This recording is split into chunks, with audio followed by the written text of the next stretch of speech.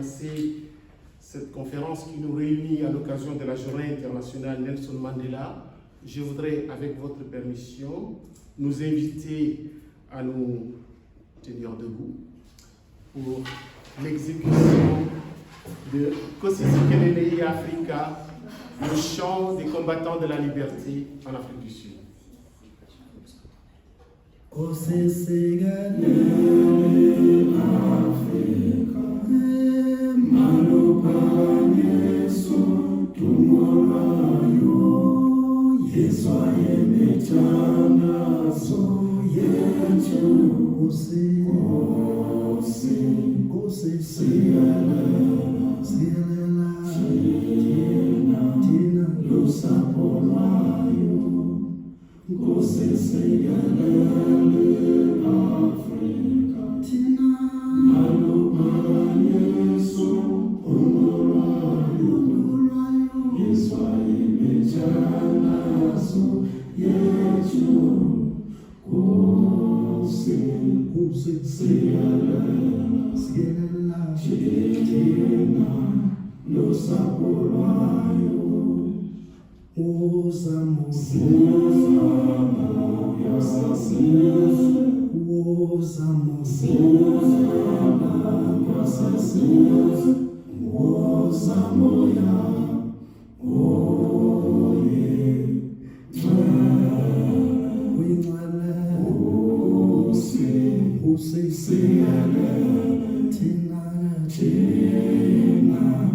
Lusapolayo, Morena bologa se chama Sayasu, oferece dentro de maswenho. Morena bologa se chama Sayasu, oferece dentro de maswenho. Je voudrais juste, avec votre permission, rappeler que ce chant, qui n'est qu'une prière, ce n'est pas un chant subversif, c'est une prière, puisque Kosi Sikelelei Africa veut dire que Dieu bénisse l'Afrique, et c'est un chant composé par un instituteur au 19e siècle, au moment où tout le continent africain était sous domination coloniale. Et donc il confiait l'Afrique à la grâce de Dieu, et c'est ce chant qui va être repris progressivement dans les écoles, dans les établissements confessionnels, et les Sud-Africains, africains, les Sud-Africains noirs et autres Calerettes ou Indiens vont s'approprier ces chants qui est devenu dans un premier temps en quelque sorte l'hymne de l'ANC et finalement le chant de tous les résistants à l'apartheid. Alors traditionnellement, ces chants se terminent toujours par cet appel à Mandela, qui veut dire le pouvoir au peuple, et Maïbouye, Africa, c'est-à-dire revient l'Afrique. C'était un peu les éléments de ce chant, en fait, qui est un chant d'appel à la résistance à l'oppression, d'appel à la résistance à la discrimination et à l'apartheid. Mesdames et messieurs, mesdames les conférencières,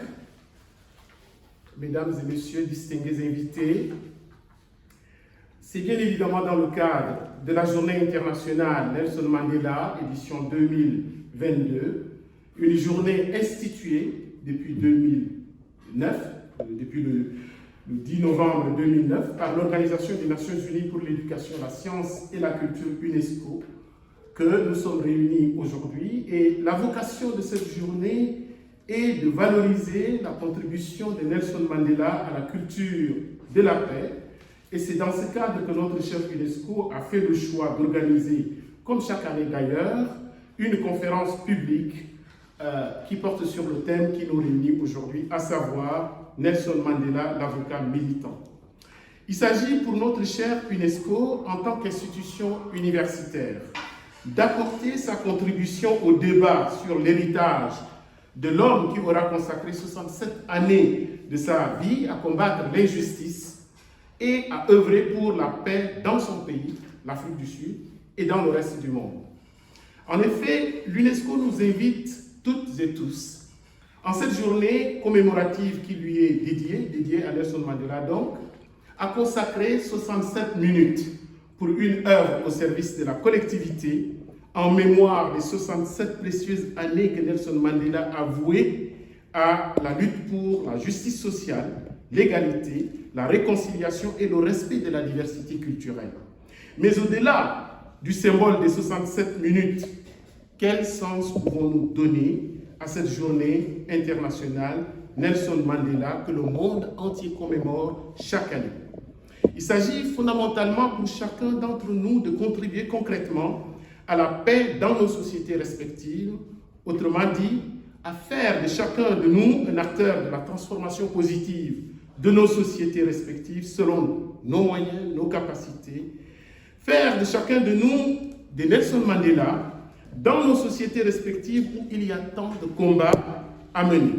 Il sied de rappeler également que cet appel de l'UNESCO fait écho aux réflexions de Nelson Mandela lui-même, mais aussi celles d'autres humanistes bien connus mondialement, comme Aimé Césaire, Gandhi, Martin Luther King, qui nous invitent tous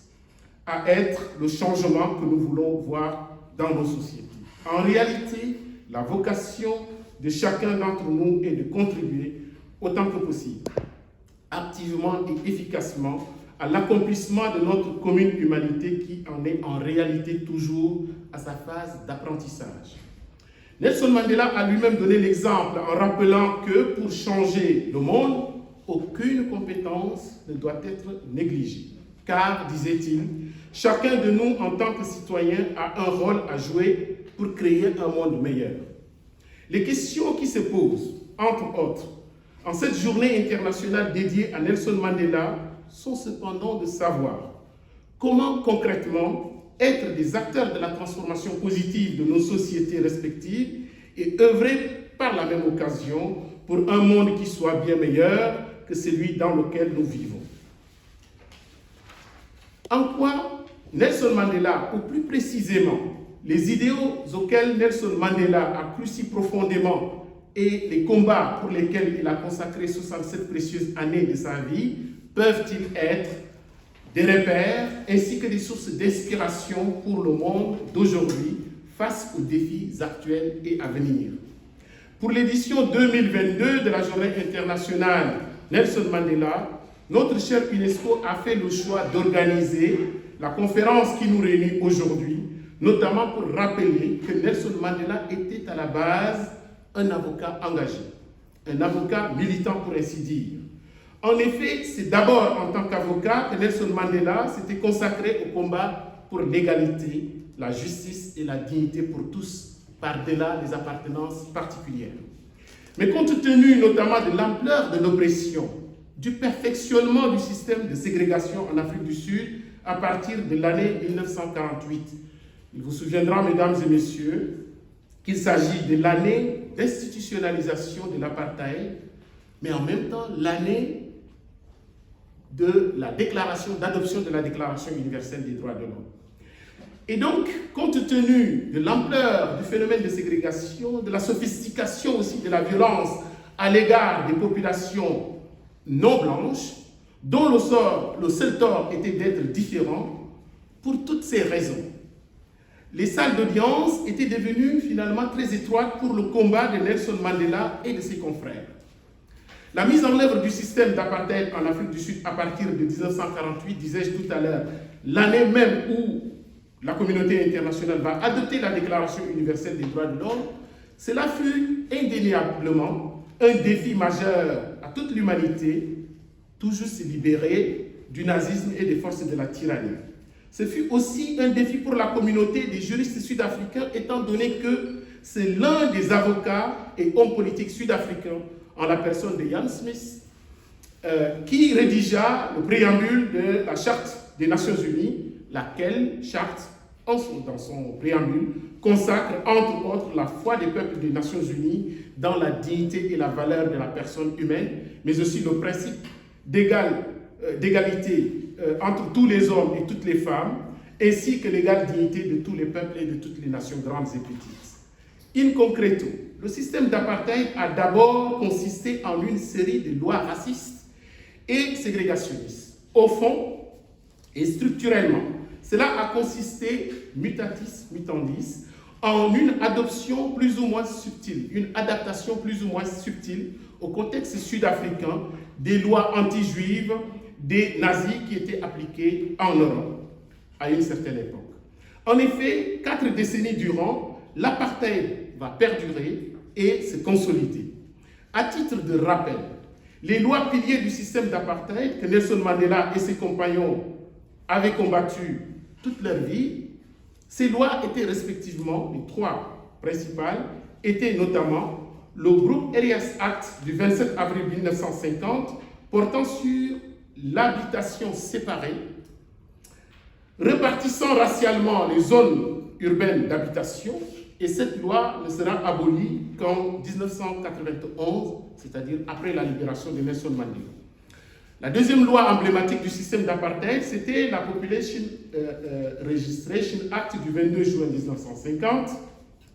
qui institue la classification de la population et distingue les individus selon leur catégorie raciale décidée arbitrairement par le système d'apartheid, c'est-à-dire les blancs, les noirs, les calars, les indiens,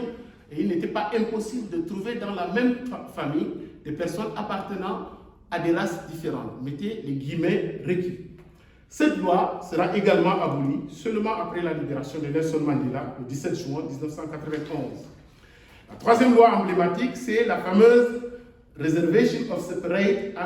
Amenities Act du 5 octobre 1953 portant sur les équipements publics distincts qui institua la séparation, la ségrégation dans tous les aménagements publics. Cette loi fut également abolie le 15 octobre 1990, soit 8 mois après la libération de Nelson Mandela, intervenue le 11 février, comme nous le savons, 1990. Ici est de préciser que de nombreuses autres lois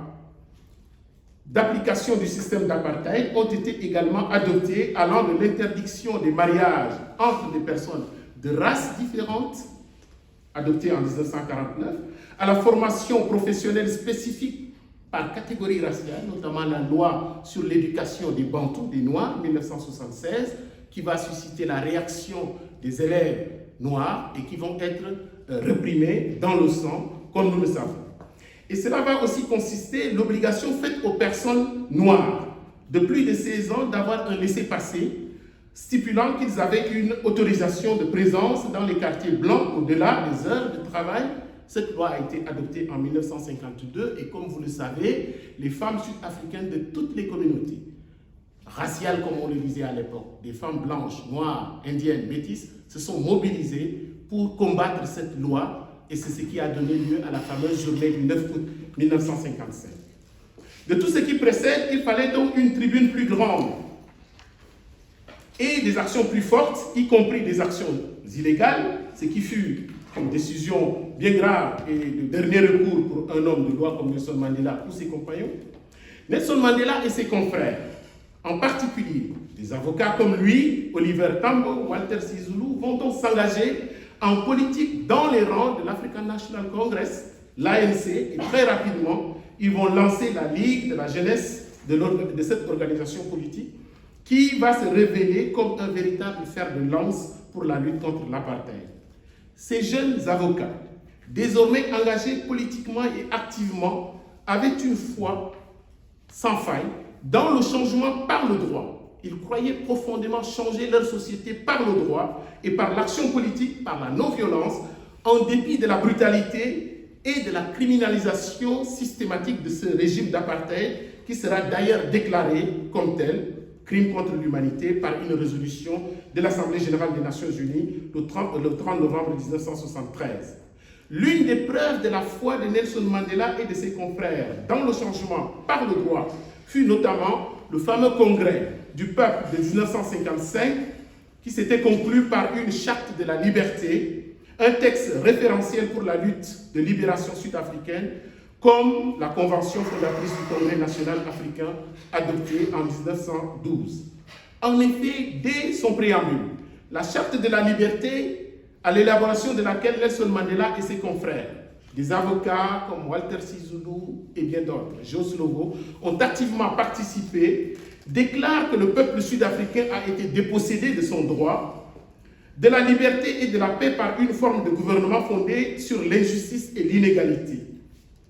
tout en précisant que l'Afrique du Sud ne sera jamais ni prospère, ni libre, tant que le peuple ne vivra pas dans, je cite, la fraternité et ne bénéficiera pas d'une égalité de droits et de chances. Fin de citation. Expression de la volonté du peuple sud-africain dans toute sa diversité, blancs et noirs, ensemble, et je cite, égaux compatriotes et frères, la Charte de la liberté considère que seul, je cite là encore, seul un État démocratique fondé sur la volonté du peuple peut assurer à tous leurs droits naturels, sans distinction de couleur, de race, de sexe ou de croyance. Bien évidemment, les autres dispositions exposent les exigences pour une société démocratique, le gouvernement du peuple par le peuple, l'égalité des droits, le bien-être et la juste répartition des richesses nationales. Ces jeunes avocats avaient également une conscience aiguë de l'intérêt supérieur du peuple sud-africain et ils étaient prêts à tout pour cette juste cause, y compris l'acceptation du sacrifice suprême. Le fameux discours de Nelson Mandela au procès historique de Rivonia, le 20 avril 1964, en est l'une des plus parfaites illustrations.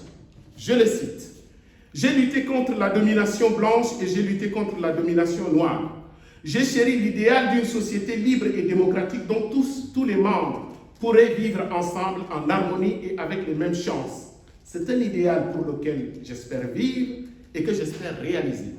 Mais c'est un idéal pour lequel je suis également prêt à mourir si besoin. » Fin de citation. Comme précédemment souligné, la célébration de la journée internationale Nelson Mandela ne doit pas seulement consister à débattre de l'action des combattants de la liberté en Afrique du Sud à l'époque de l'apartheid. L'apartheid qui a été aboli politiquement en Afrique du Sud,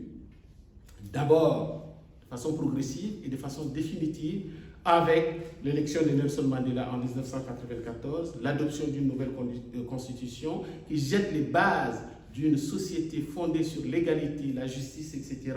Mais il n'en demeure pas moins que l'apartheid reste structurellement une réalité observable, aujourd'hui encore, en Afrique du Sud. Cette journée internationale voulue par l'UNESCO et les Nations Unies, dédiée à Nelson Mandela, nous offre surtout l'opportunité, au-delà du débat sur les actions de Nelson Mandela et de ses confrères, cette journée nous offre l'opportunité de débattre des défis actuels et futurs de nos sociétés, à parler du présent et de l'avenir. Cela va sans dire qu'une telle démarche permettra de décliner concrètement, au travers notamment de l'évolution actuelle des sociétés et des défis auxquels elles font face, l'importance du rôle de l'avocat comme un acteur majeur du combat pour l'égalité, la justice et la dignité pour tous. C'est pourquoi la présente conférence, portant sur le parcours de Nelson Mandela comme avocat militant, traitera principalement des questions ci-après qui relèvent de l'actualité et des défis de nos sociétés aujourd'hui. Première approche, premier angle, les défis actuels de l'avocat face à l'évolution et aux préoccupations des sociétés. Et deuxième approche, deuxième entrée, comment peut-on véritablement défendre les droits humains aujourd'hui? Il s'agit de questions qui se posent avec une certaine acuité, une certaine gravité et parfois avec une certaine urgence, et ce, dans toutes les sociétés. Les sociétés du Sud, bien évidemment, majoritairement en transition démocratique, comme on le dit, qui sont régulièrement indexées dans les rapports internationaux relativement aux violations parfois graves des droits de l'homme et des libertés fondamentales. Mais il faut avoir aussi l'honnêteté de dire que ces questions se posent également quotidiennement dans les sociétés du Nord, qui revendiquent un certain statut de démocratie ancrée, voire de démocratie avancée, qui sont en général au-dessus de tout soupçon, mais qui ne sont pas moins responsables de certains manquements graves à leurs engagements conventionnels en matière de droits de l'homme.